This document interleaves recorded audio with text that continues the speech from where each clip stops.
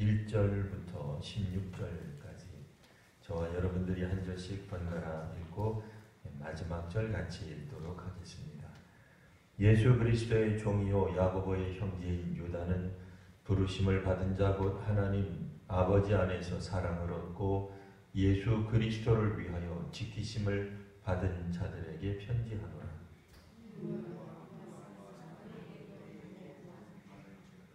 사랑하는 자들아, 우리가 일반으로 받은 구원에 관하여 내가 너희에게 편지하려는 생각이 간절하던 차에 성도에게 단번에 주신 믿음의 도를 위하여 힘써 싸우라는 편지로 너희를 권하여야 할 필요를 느꼈노니,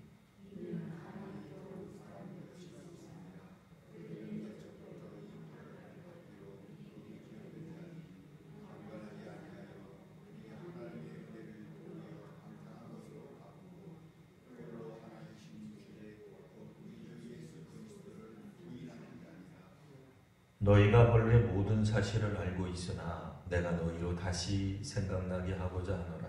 주께서 백성을 애굽에서 구원하여 내시고 후에 믿지 아니하는 자들을 멸하셨으며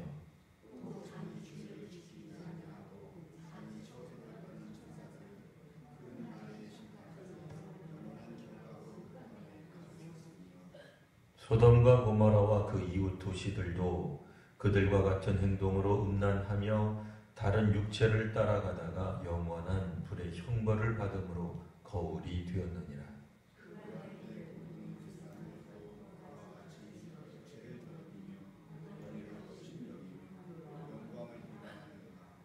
천사장 미가엘이 모세의 시체에 관하여 마귀와 다투어 변론할 때에 감히 비방하는 판결을 내리지 못하고 다만 말하되 주께서 너를 꾸짖으시기를 원하노라 하였거늘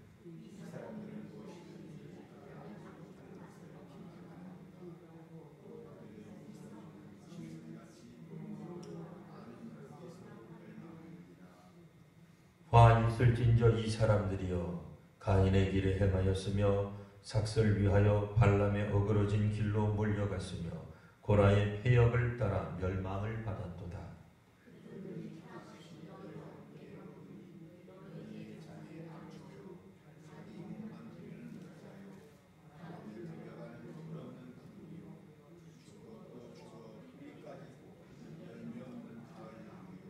자기 수치의 거품을 뿜는 바다의 거친 물결이요 영원히 예비된 캄캄한 흑암으로 돌아갈 유리하는 별들이라.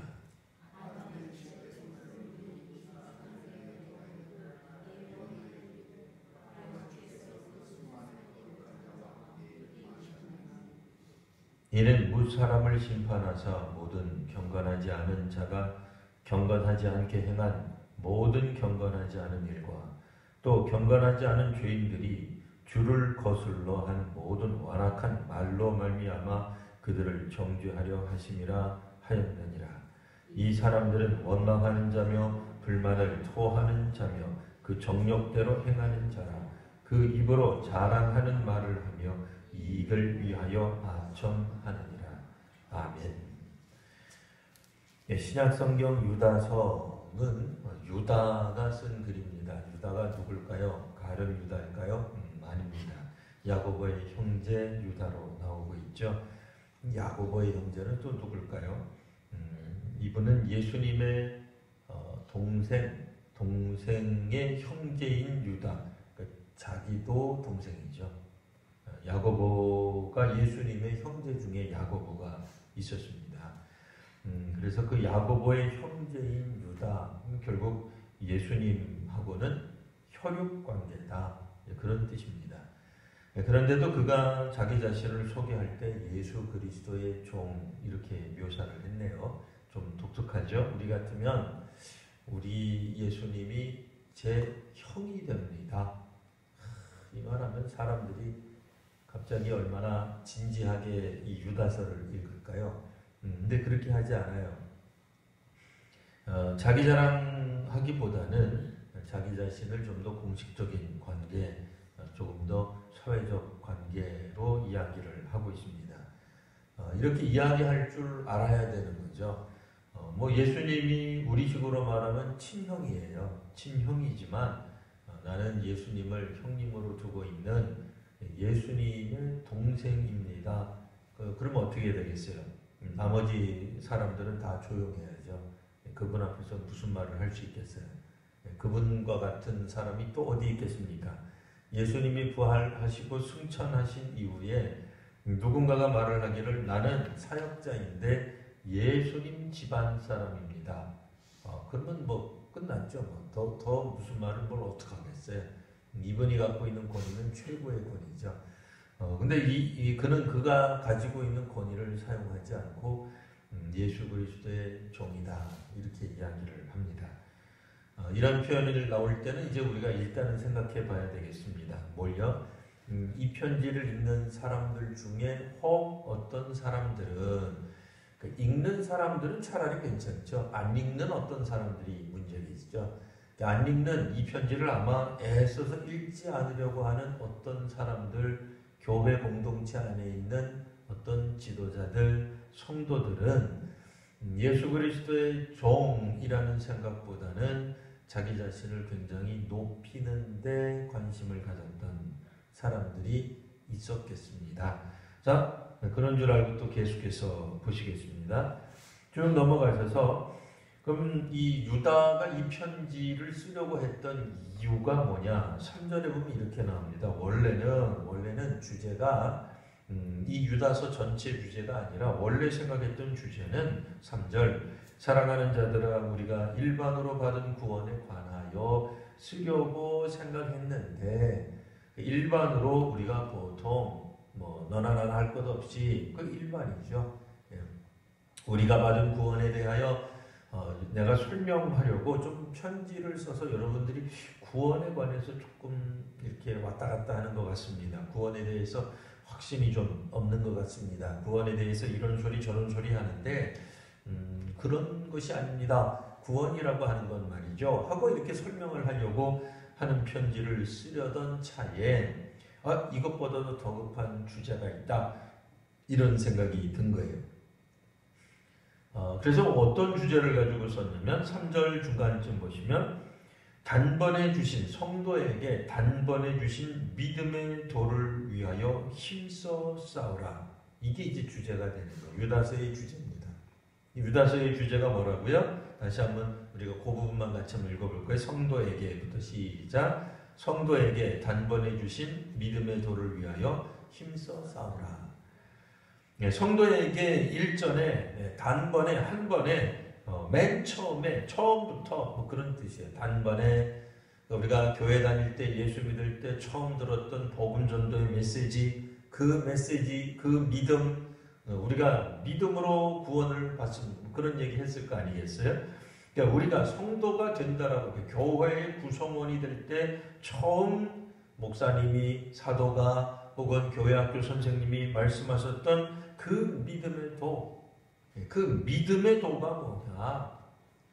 당연히 하나님 믿는 거죠. 예수님을 믿는 겁니다. 하나님이 보내신 예수님을 믿는 그 믿음의 도를 위하여 힘써 싸우라. 이게 이제 흔들리고 있는 거예요. 믿음의 도를 위하여 힘써 싸우는 거는 교회 바깥에서 들어오는 공격일 수도 있겠지만 오늘 본문에서는 뭐예요? 교회 안에서 일어나는 신앙적 갈등의 문제입니다. 자, 이 갈등이 이제 뭔지 한번 살펴보겠습니다. 4절 보시면 이는 가만히 들어온 사람 몇이 있습니다. 어디로 들어왔다는 거예요? 교회 공동체 안에 가만히 들어온 사람이 있어요. 이 사람들이 숨어 있는 거예요. 드러내지 않아요. 자신들의 정체를 드러내지 않아요. 이를테면 스파이예요. 첩보원이에요. 간첩 같은 사람들이에요. 이런 사람들은 가만히 들어와서 있는데 결국은 뭘 하는 사람들이냐? 경건하지 않아요. 하나님의 은혜를 도리어 방탕한 것으로 바꾸어요. 하나님의 은혜를 따라 살려는 사람들을 방탕하게 살도록 부추기는 사람들이에요. 나는 은혜를 따라 살겠습니다. 경건히 살겠습니다. 여전도에 우리가 할 일은 은혜를 받는 일입니다. 이렇게 얘기하는데 에이 은혜는 그냥 방탕하게 놀러가지 이런 식으로 이렇게 슬쩍 넘어가는 거예요. 또 홀로 하나이신 주관자이신 우리 주 예수 그리스도를 부인하는 자예요. 하나님을 인정하지 않아요. 예수님을 인정하지 않아요. 그분이 역사의 주관자이시다. 이걸 인정하지 않아요. 굉장히 똑똑한 척 이야기하면서 설명을 하는데 한참 듣다가 보면 사람들이 그래 그 말이 맞아 라고 생각이 되는 거예요. 그런데 그 길 따라가다 보면 결국 예수님이 이 세상의 주인이 되신다는 것을 부정하는 결과가 되는 거예요. 자, 이 사람들 따라가면 어떻게 되겠는가? 교회에 가만히 들어온 사람들에 관한 얘기를 하는 거예요. 신앙 공동체 안에 그 무리들 가운데 있으나 결국에는 이들은 심판받을 사람, 판결을 받을 사람에 불과한 거예요. 그런데도 교회가 많이 흔들렸다 그런 얘기겠죠. 5절 보시면 여러분들이 원래 모든 걸 다 알고 있습니다. 성경 공부 통해서 우리 다 알고 있어요.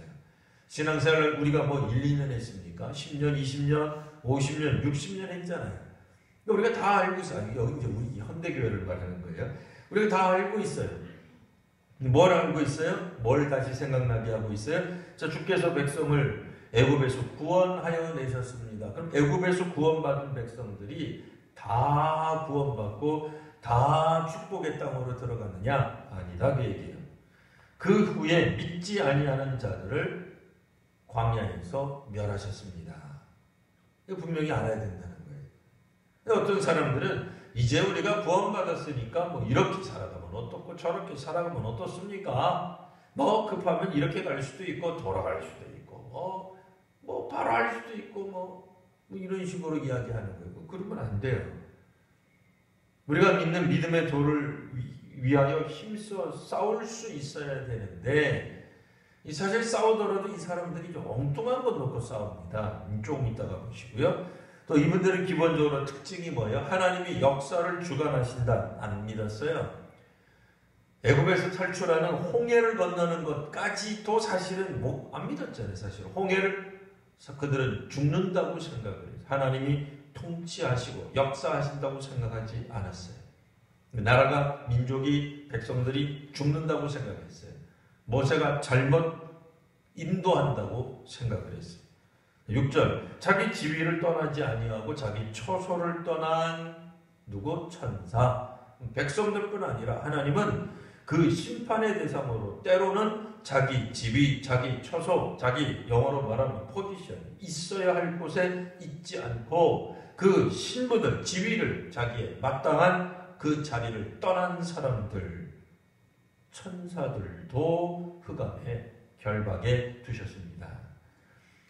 그건 소돔과 고모라 같은 그 이웃 도시들에 속해 있는 수많은 사람들, 안 믿는 사람들 얘기죠. 아까 애굽에서 나온 사람들은 믿는 사람들, 신앙 공동체, 구약의 백성이요.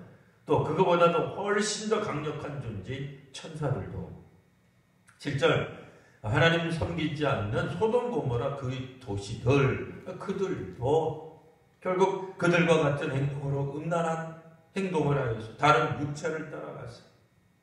결국에는 영원한 불의 형벌을 받음으로 거울이 된 것, 역사의 교훈이 되지 않았습니까?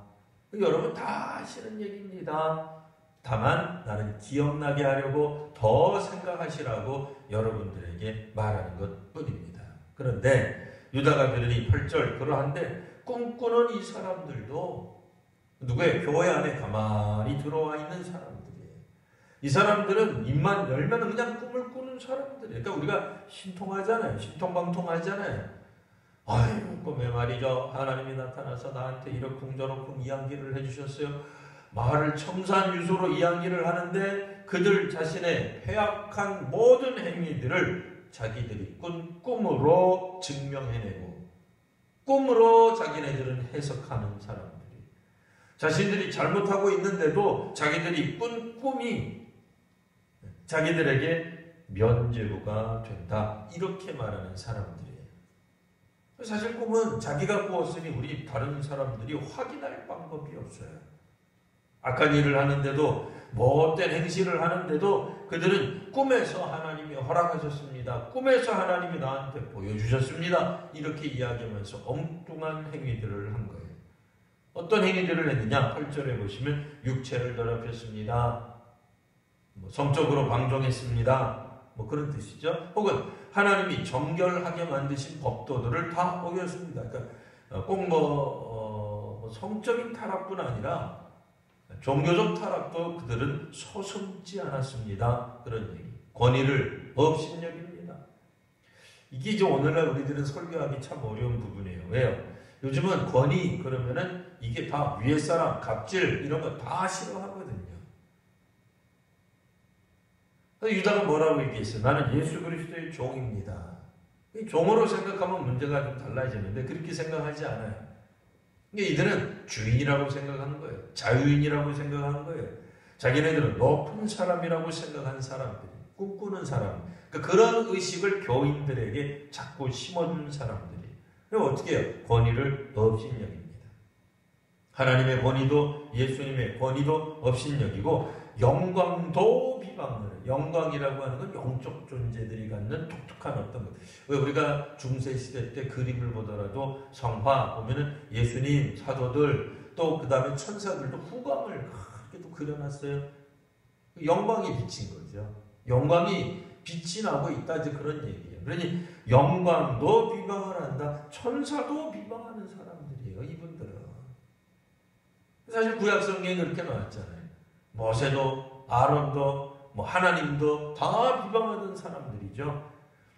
자, 그래서 이제 9절에 보시면 천사장 미가엘을 한번 봅시다. 이렇게 얘기를 하는 거예요. 모세의 시체에 관하여 마귀와 다투어 변론할 때 출애굽기에 안 나와요. 민수기에 안 나오는 내용입니다. 그냥 이거는 초대교회 성도들은 다 대부분 알고 있었던 내용이지만 우리는 지금 모르고 있어요. 이런 내용들에 대해서. 여하튼 천사장 미가엘도 마귀와 다투어 변론하던 때가 있었어요. 근데 마귀가 얼마나 특달같이 달려들었겠어요. 천사장 미가엘이 비방하는 판결을 내려도 될 텐데, 야 너 마귀, 너 가만 안 있어? 이 못된 마귀 같으니라고, 이 저주받아, 이 심판받아 마땅할 마귀야. 이러면 좋을 텐데 이런 말 안 하고, 다만 천사장 미가엘이 마귀에 대해서 이야기할 때에 주께서 너를 꾸짖으시기를 원하노라. 요 정도 수준밖에 얘기 안 했다고 얘기해. 천사장 미가엘조차도. 근데 가만히 들어온 사람, 꿈꾸는 사람, 이 사람들은 어떻게 한다는 거예요? 비방을 확실하게 하는 사람들. 하나님도 비방하고, 그러니까 여기서 누구예요? 주의 사자들, 선지자들, 성경교사들, 사도들도 비방하는 사람들이. 이들에게는 어떤 권위도 없는 거예요. 인정하지 않는 거예요. 자기가 다 옳은 거예요. 10절, 이 사람들은 무엇이든지 알지 못하는 것을 비방하는도다. 성경도 모르면서 하나님 나라에 대해서 그들이 뭘 알겠어요? 영적인 것을 다 알지도 못하면서 그들은 입을 놀려 비방하는데 그들의 시간들을 보낸 거예요. 사실 우리도 좀 좋은 예는 아닙니다만 험담하는 이야기는 1박 2일, 2박 3일도 할 줄 알아요. 재밌어요. 험담하는 거, 남 이야기하는 거, 수군대는 거, 뒷담화하는 거 얼마나 좋아요. 재밌잖아요. 그래도 그러면 그 사람들은 그럼 그렇지 하면서 이야기하는 거 쉽단 말이에요. 칭찬은 어려워도 비방하는 건 쉽습니다. 하루 종일 비방할 수도 있을지 몰라요. 근데 뭐든지 다 비방하는 거예요, 이 사람은. 자기가 다 안다는 듯이, 모든 사람들에 대해 다 꿰뚫어 본다고 하는 듯이, 교회 안에서 일어나는 모든 문제에 있어서 이 사람한테 갖고 가면 다 비방거리가 돼버려요. 자, 그들은 이성 없는 짐승이에요. 이성이 없어요. 그냥 본능으로 하는 그것으로 그냥 계속 비방을 해야 되는데, 자기 수준에서만 하는 거예요. 본능이 뭐예요? 그냥 자기만 하는 거죠. 이성은 없어요. 깊은 지혜는 없는 거예요. 무슨 일이 어떻게 왜 일어났는가에 대한 깊은 통찰 같은 것 없는 거예요. 이성이라고 하는 것 나도 판단하지만 남도 판단할 줄 아는 거예요. 그런 게 없어요. 11절 화 있을진저 이 사람들이요. 근데 이 사람들이 사실은 교회 안에서 상당한 역할을 했던 것 같은데, 어쨌든 이 사람들이 화가 있을 수밖에 없는 이유는 뭐냐? 세 사람 나옵니다. 가인의 길, 발람의 길, 고라의 길. 가인의 길은 뭐 설명하지 않으셔도 되겠죠. 기분 나쁘다고 자기 동생을 죽였어요. 조금 더 부연하면 하나님이 자기 재물을 받아주시지 않는다는 이유로 죽였어요. 자기 동생을. 굉장히 신앙적이고 영적인 주제로 죽였죠. 우리가 생각할 때 화가 치밀어 올랐는데 그 화가 결국엔 살인을 불러 일으켰죠. 분노가. 그래서 얼굴 낯빛이 변함이 무엇이 이렇게 얘기하잖아요. 얼굴빛이 변하다 보니 결국에는 사람을 죽였어요. 근데 놀랍게도 제사와 관계된 거예요. 하나님 앞에 바친 예물을 하나님이 안 받아주신 거예요. 자기 동생 건 받아주는데 굉장히 종교적인 이유로 출발을 합니다. 우리가 그런 거 굉장히 많아요. 우리가 사실 뭐 신앙 가운데서 굉장히 화를 내는데 그래서 이야기를 듣다 보면 말은 맞아요. 왜요? 마땅히 교회는 이래야 되고 저래야 되고 뭐 하나님이 어떻게 이러실 수 있고 저러실 수 있고 또 주의 사자가 주의 사람들이라면 교회 공동체라면 마땅히 이래야 되고 저래야 되고 다 맞는데 마지막은 뭐가 돼요? 결코 하나님 기뻐하시는 일로 결론 내려지지 않아요. 이 참 어려운 문제예요. 자, 두 번째는 발람의 이야기예요. 삭슬 위하여. 뭐 발람이 삭슬 본인이 처음부터 말했던 것 같진 않아요.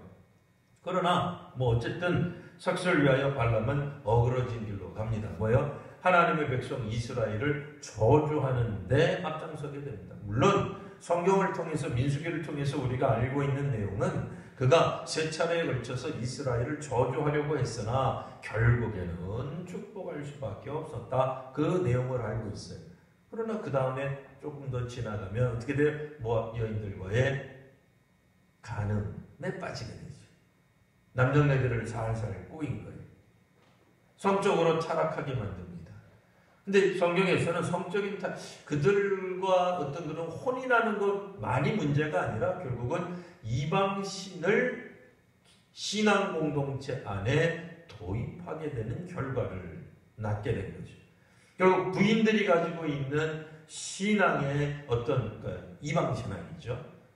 우상을 섬기는 일을 허용하는 그런 우를 범하는 거예요. 세 번째는 이제 고라의 폐역이 나옵니다.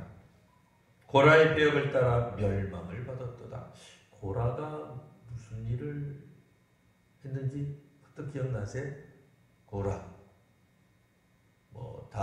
뭐 구약 성경에 대해서 익히 아시니까 다 기억하실 테니까 쭉 넘어가셔서 우리 한번 성경을 한번 펴보세요. 민수기 16장입니다. 구약 성경 민수기 신명기 할 때 민수기 16장을 한번 펴보겠습니다. 이게 어디냐면은 구약 성경 221면에 있습니다. 221면 구약 성경 민수기 16장 3절 다 찾으신 줄 알고 한번 같이 한번 한 목소리로 읽어보겠습니다. 다시 시작. 그들이 모여서 모세와 아론을 거슬러 그들에게 이르되 너희가 분수에 지나도다. 회중이 다 각각 걸어가고 여호와께서도 그들 중에 계시거늘 너희가 어찌하여 여호와의 총회 위에 스스로 눕히느냐. 자, 이런 말을 해요. 누가? 고라라는 사람이 이런 말을 하는 거예요. 다시 한번 16장 3절 민수기 16장 3절을 읽어보시면 자, 너희는 여기서 모세와 아론을 말하는 겁니다. 모세와 아론 너희는 지금 분소에 지나도다. 너희도 좀 도가 지나쳤습니다. 두 사람 그러는 거 아닙니다. 온 회중이 다 각각 걸어갑니다. 모든 사람들이 다 똑같습니다. 하나님이 회중 가운데 계시니 모든 사람들이 다 동등하게 거룩한데 왜 두 사람은 우리 모든 사람들의 의견을 묵살합니까? 왜 백성들의 뜻을 묵살합니까? 지금 여론조사를 통해서 많은 사람들이 원하는 바가 뭔지 확인이 되었는데 당신들 둘이 뭐길래 여호와의 총회보다 우리 이 수많은 사람들보다 위에 있다고 착각하십니까? 이 말을 한 거예요. 제가 오늘 또 설교 준비하면서 이 말씀을 깊이 묵상하면 안 되죠. 원래는 이제 유다서를 묵상을 하는데 하다가 이제 오늘은 관련된 구절들을 좀 묵상하다가 야 이거 현대인들이 읽으면 무릎을 치면서 이야기할 것 같아요. 그래 이게 참 누가 말한 건지 몰라도 참 올바른 소리 했네 그런 소리 할 것 같아요. 그죠? 이 땅에 주권은 어디에 있어요? 대통령께 있어요? 국회에 있어요? 아니에요. 부자들에게 있어요? 아니에요. 주권이 어디로부터 나요? 국민들에게서 나와요. 이 말이 딱 나오잖아요. 하나님이 우리 가운데 회중 가운데 다 계시기 때문에 모든 사람이 다 거룩한데 뭐 너희들은 특별히 더 거룩한 것처럼 우리 모든 사람들이 이야기하는 여호와의 총회는 여호와의 백성들 전체 많은 사람들 훨씬 더 많은 민주주의 원리가 뭐예요? 많은 사람들이 이야기하면 그걸 따라야 되잖아요. 그런데 이 두 사람이 반대하는 거예요. 모세와 아론을 향하여 말을 하기를 너희가 분수에 지나도다. 다 거룩한데 여호와께서 우리들 가운데도 계시는데 너희들만 더 유별나게 더 거룩한 게 무슨 이유냐? 우리가 당신 한마디로 요약하면 우리가 당신에게 순종해야 될 이유가 뭐냐? 그 뜻이에요. 당신들이 가진 권위는 특별하냐? 그런 얘기입니다. 권위 인정 안 해요. 권위를. 하나님이 세우신 권위, 하나님이 세우신 질서를 인정하지 않는 거예요. 누가? 교회 안에 들어온 사람들이. 그렇게 얘기했다는 거예요. 자, 고라의 폐역을 따라 이야기한 거예요. 그러니까 그때도 사람들이 굉장히 그렇다 이렇게 무릎을 쳤을 것 같아요. 다른 성경에도 보면 그리스도 예수 안에서는 남자든 여자든 높은 자든 낮은 자든 자유인이든 종이든 하나다 그랬잖아요. 그래 맞다. 사도가 뭐며? 우리 교회 지도자도 사도랑 똑같은 거지. 뭐 사도가 특별히 높은 이유가 뭐 있어요? 예수님의 동생이면 뭐 별거야? 그렇게 말할 수 있잖아요. 예루살렘에서 오면은 뭐 그게 뭐 어쨌다고 말할 수 있잖아요. 당신이나 나나 다 똑같지. 우리도 공동의회 하면 다 한 표인데 그잖아요. 다 한 표잖아요. 뭐 두 표 갖는 사람이 있어요? 없잖아요. 다 똑같잖아요. 그러니 하나님 앞에서 결정하면 그냥 따르는 거지. 네가 뭔데? 라고 이야기하는 거죠. 그러니까 우리가 교회를 운영할 수 있습니다. 우리가 교회의 미래를 결정할 수 있습니다. 뭐 이렇게 이야기하는 거예요. 교회의 주인은 사실은 그리스도 예수시죠. 그러니까 그리스도 예수의 뜻에 합당한 교회의 앞길을 이제 우리가 생각하며 나아가야 되는데 그렇게 생각하지 않는 거예요. 왜냐하면 이성이 없기 때문에 무조건 비방하는 거예요. 일단 비방부터 해놓으면 사람들이 옳다고 생각하는 경향이 있어요. 근데 그들의 특징이 뭐냐? 또 12절 보시면 그들은 기탄 없이 너희와 함께 먹습니다. 애찬에 동참합니다. 무슨 얘기야? 너희가 여기서 누구예요? 부르심을 받은 사람들이니 그들은 가만히 들어온 그 사람들은 자기네들이 영적 지도자라고 이야기하고 있습니다. 라는 뜻이에요. 그러니까 가만히 들어온 사람들이 그냥 뭐라 그럴까요? 뭐 교회 들어온 지 뭐 얼마 안 된 뭐 새가족 이런 정도가 아니고 그들은 어엿한 교회 지도자로 활동하고 있는 사람들입니다. 혹은 차기 지도자이어야 된다고 주장하는 사람들입니다. 그런 뜻이에요. 그러나 그들의 특징은 뭡니까? 자기 몸만 기르는 목자입니다. 12절 중간점에 보시면 그렇게 나오죠. 자기 중심으로 살아가는 거예요. 자기 몸만 기르는 거예요.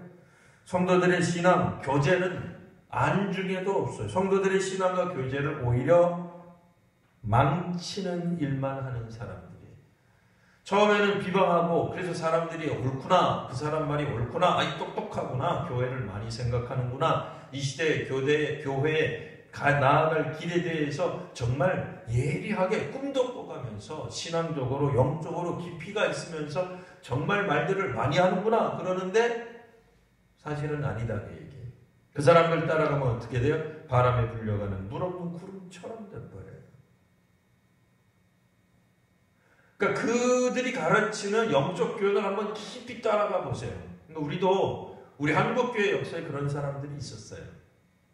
꿈에 하나님이 자기를 세웠다. 예수 그리스도의 대리인으로 세웠다. 자기가 물 위에 놓고 기도를 하면 그 물이 새로운 물로, 능력의 물로, 치유의 물로 바뀐다. 얼마나 많이 있었어요. 있었잖아요. 그 물 구입하려고 줄 서고 그랬잖아요. 아니 뭐 우리 성도님이 그랬다는 게 아니고 한국교회에 그런 일이 있었잖아요. 신비한 뭐가 있는 것처럼 그들이 병원에서 해결하지 못한 질병, 모든 질병도 다 낫게 해준다고 해서 가서 머리를 조아리고 우리가 안수를 받고 우리가 그랬다는 게 아니라 그렇게 했잖아요. 근데 그들의 가르침을 정작 따랐을 때 어떻게 됐어요? 정통신앙에서 다 벗어났잖아요. 자기 몸만 생각하는 사람, 비방만 많이 하는 사람, 그 사람들의 영적 교훈이라고도 말할 수 없지만 어쨌든 그들의 그 교훈들을 따라갔을 때 굉장히 올바른 것 같았지만 결국엔 그들 주변에 있는 사람들도 다 영적으로 피폐해지는 결과만 나왔던 거죠. 결국은 그들은 뿌리까지 뽑힌 열매 없는 가을나무가 되어버리고 말았어요. 우리가 알고 있는 성령의 열매하고는 전혀 관계없는 열매로만 나아가는 거예요. 자, 쭉 넘어가셔서 보시면 그래서 그들은 어떤 특징이 있느냐? 16절 이 사람들은 원망하는 자들이에요. 이분들 옆에 있으면 그냥 원망밖에 안 들어요. 그냥 원망만 얘기해. 불만을 토하는 자이며 이 말 했다고 해가지고 우리가 불만이 있는데 불만 말도 못하고 속으로 삭혀라 그런 얘기는 아니에요. 근데 기본적으로 주제가 뭐냐면 우리 믿음의 주를 따르고 믿음의 도를 힘써 지키는 데 있지 않고 원망하는 거예요. 불만을 토하는 거예요. 그 정욕대로라고 하는 건 자기 하고 싶은 대로 행하는 자예요. 그 입으로는 자랑해요. 자기 신앙 자랑하는 거죠. 자기는 자랑해요. 그리고 이익을 위하여서는 아첨도 할 줄 아는 사람이에요. 이런 사람들이 교회 안에 있는데 교회는 어떻다고요? 이런 사람들이 지도자로 활동하는 거예요. 상당한 영향력을 가지고 있는 거예요. 그러니 이건 구원에 관한 얘기가 아니라 믿음에 관한 이야기를 먼저 해야 되겠다라고 예수님의 형제인 유다가 생각하게 된 겁니다. 다시 원점으로. 그래서 유다는 자기를 예수 그리스도의 종입니다 라고 설명하는 거예요. 이 예수님의 형제야말로 예수님의 어려서부터의 삶부터 시작해서 예수님이 어떤 사역을 했는지, 무엇을 좋아했는지, 무엇을 기뻐했는지, 언제 웃었는지, 언제 우셨는지 다 알잖아요. 근데도 자랑 안 해요. 나는 예수님의 종입니다. 이렇게 얘기하는 거예요. 근데 영적으로 잘못되어 있는 사람들, 슬그머니 들어와 있는 사람들, 그들은 모든 것을 다 아는 것처럼 이야기하는 거예요. 자신만만해요. 그냥 신앙의 판단이 있어서는 엄청난 판단력을 가지고 그러나 비방하고 분노하고 또 그들은 이렇게 그런 이야기들만 하는 거예요. 권위를 업신여김 인정하지 않습니다. 이걸 뭐예요? 유다와 같은 사역자들, 초대교회의 중요한 인물들, 말씀을 가르치는 사역자들을 인정하지 않는 거예요. 이런 권위를 인정하지 않는 거예요. 마치 누구처럼? 고라처럼. 모세, 아론, 왜 너희들이 우리보다 나은 게 뭐 있냐? 맞죠? 나은 게 하나도 없죠. 100번 오는 말이에요. 수천 년 전에도 맞았어요. 지금도 맞는 얘기지만 그때도 맞는 얘기였어요. 자, 이제 말씀을 마치려고 합니다. 이제 우리가 내일 모레면 항전직원 선거를 하게 됩니다. 옛날 같으면 항전직원 선거할 때 수많은 뭐 어떤 뭐 조건들 뭐 그런 게 있었어요. 뭐 1년에 몇 명을 전도해와라 뭐부터 시작해가지고 뭐 그 가족들이 온전히 다 교회를 출석을 하느냐, 뭐 혹은 뭐 새벽 기도회가 됐던 수요일이나 금요일이나 예배 참석에 관한 것도 빈도수에 관한 것도 다 계산하고 뭐 여러 가지 것들을 다 종합적으로 이렇게 판단하고 했습니다. 뭐 그런 걸 다 떠나서 정말 우리가 정말 하나님 앞에서 사역하실 수 있는 준비된 분들을 우리가 잘 또 선출을 해야 되겠습니다. 뭐 우리 교회 안에 오늘 유다서에 나오는 것처럼 뭐 꿈꾸는 사람들, 이상한 소리하고 자기 입장에서만 이야기하는 뭐 그런 사람들은 뭐 없습니다만, 그래도 여전히 우리들로서는 앞으로 이 교회가 점점 세월이 지나면 지날수록, 여기서 말하는 이 교회는 우리 교회가 아니라 이 땅에 있는 교회예요. 이 교회들이 세월이 지나갈수록 2000년 전에 있었던 유다서에 나와 있는 것이 그럼 2000년 전에 끝났겠느냐? 그렇지 않다고 생각해요.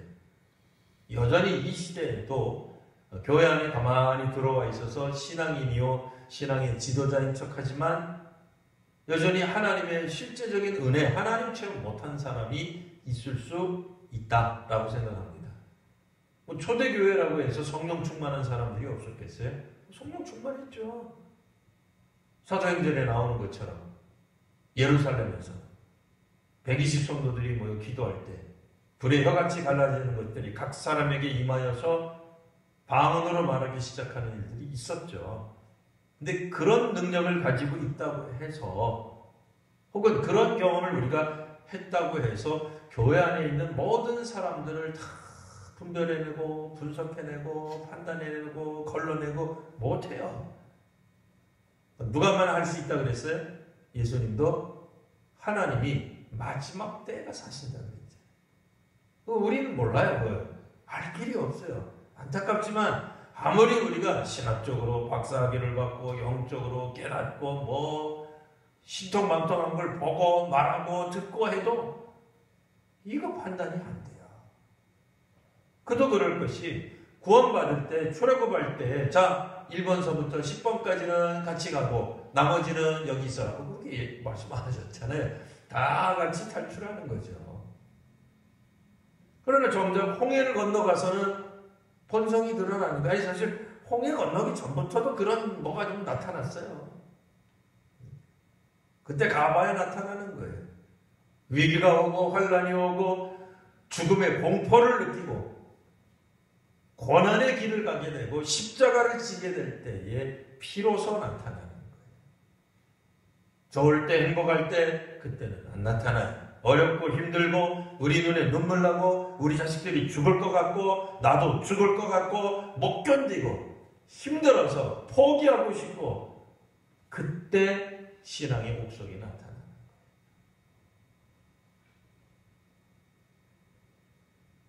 모든 사람들이 십자가를 기꺼이 질 수 있으면 그게 어렵겠어요? 어려운 거 하나도 없죠. 기도 중에 정말 우리 교회에서도 이제 정말 이제 중요한 행사죠.